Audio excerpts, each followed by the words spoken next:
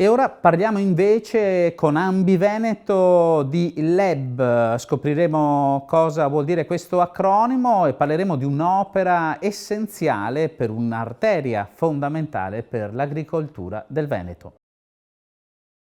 Un imponente rifacimento quello del canale irriguo LEB, acronimo di Lessinio Euganeo Eberico, arteria fondamentale per la gestione irrigua della regione, un'opera strutturale indispensabile che consentirà un risparmio annuo di 87,2 milioni di metri cubi di acqua. Questo progetto abbiamo preso il finanziamento nel 2018, è partito nel 2019, pensiamo che in giro di un'altra stagione di finire il primo stralcio di 20 milioni.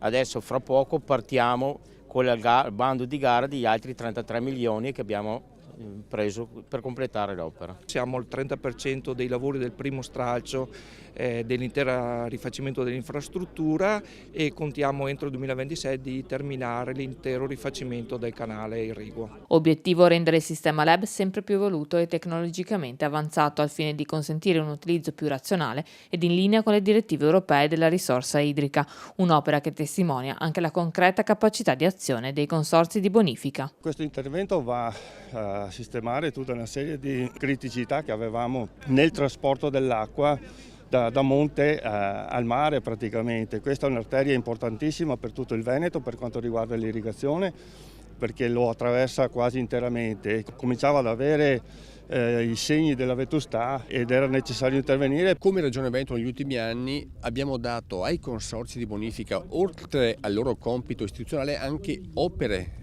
per la sicurezza idraulica del territorio da fare e quindi riuscire a far capire anche alle persone quanto sono indispensabili opere come queste. Già di per sé i consorzi di bonifica del Veneto sono un'eccellenza nazionale, questa è un'ulteriore conferma di questa serietà e di questa capacità anche imprenditoriale. Tra le opere più importanti d'Italia, permetterà al territorio veneto di avere un'infrastruttura idrica completamente nuova, a prova di tenuta e all'avanguardia per quanto riguarda il sistema di distribuzione e salvaguardia irrigua. Fondamentale inoltre una riflessione generale sulla scarsità della risorsa, sulla quale i consorzi di bonifica stanno ponendo molta attenzione. La risorsa idrica è stretta fra la qualità dell'acqua da una parte e la quantità dell'acqua dall'altra. Abbiamo bisogno di accumulare più acqua possibile. Dall'altra parte la qualità e quindi bisogna porre molta attenzione a quello che è una pratica, la vivificazione, cioè quindi quello di garantire portate di acqua consistenti per evitare che gli scarichi possano determinare degli inquinamenti eccessivi.